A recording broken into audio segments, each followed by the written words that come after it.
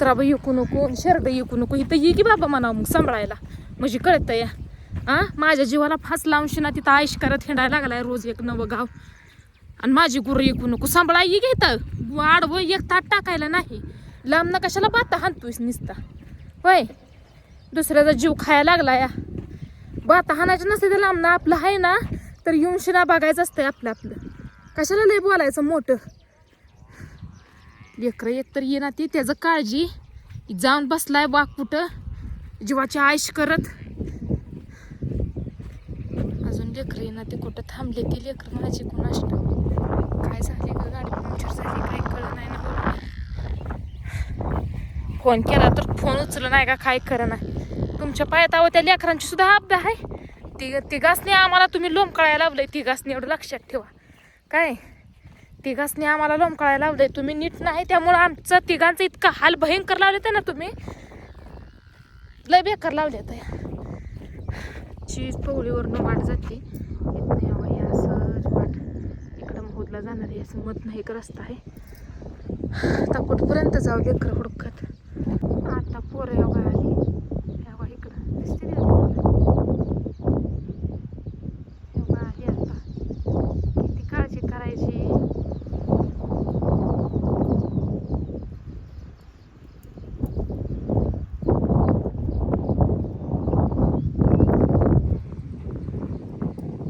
आली बघा आता किती वाजून गेले ते 1 वाजत आली आणि आता आली ती मधनं येते ती मधला रूट आहे येण्याचा.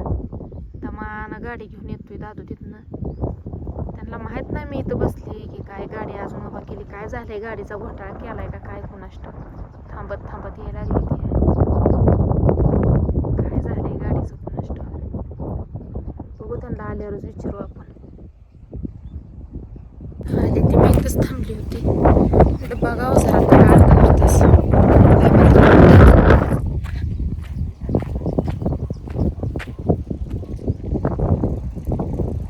एवढा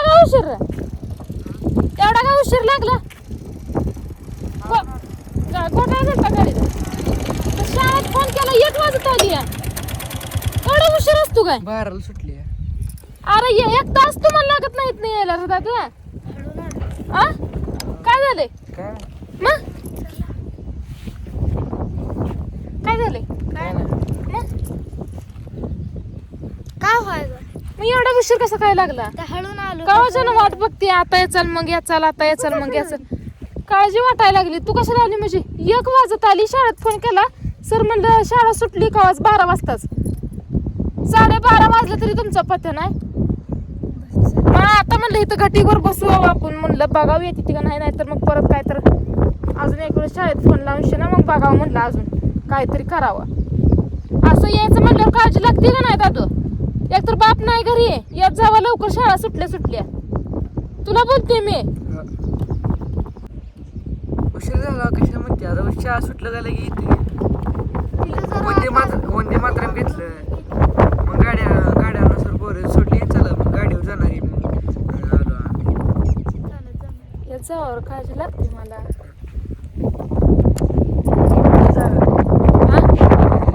घरी वाटत नाही मला खरं.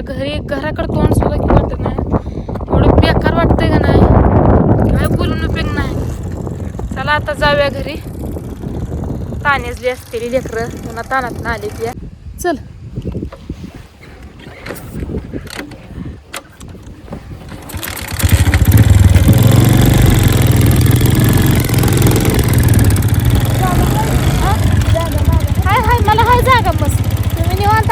जावा काळजी करत बसती येडे लागलेल्या माणसं. आता येतील मग येतील.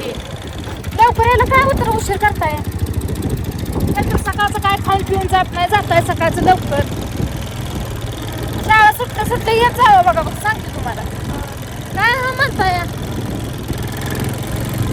काय जवळ आहे होय बाबा म्हणायला. मुलगाचं लांब आहे. पाडदिशी शाळा सुटलं म्हणजे आपल्या घराची वाट ठेवून दमान यायचं. दमानच आलं. इतकं 1 तास फक्त खेळत बसला चला तुम्ही. 1 तास लागतो का तिथनं. 20 मिनिटात तुम्ही घरी येताय. 20 ते अर्धा तास लय झालं तुम्हाला. आणि कुशाला आज 1 तास झाला तरी तुमचा घरी पत्या नाही. निवांत का पाहणं का खेळत आला वाटली सगळ्या. आता खेळा येतो. मग एवढा उशीर कसं झालं सांग मला. उद्यापासून आता उद्या तर सुट्टी आहे, सोमवारपासून जर उशीर केला घरी यायला तर काय करणार सांगते हो. जा पाणी हे पेज ठेव, तोंड तू जरा विस घामाला जा. काळजी लागते रे, एक तर बाप नाही तर घरी बाबा बघाय माग पुढं कोण आहे का सांग बर. काय हो मी काय गप्पा सांगते काय हो करतोय रे दादा, तुला चेष्टा वाटते काय आ सांग बर. खाली मान घाल नाही तुला काय सांगते.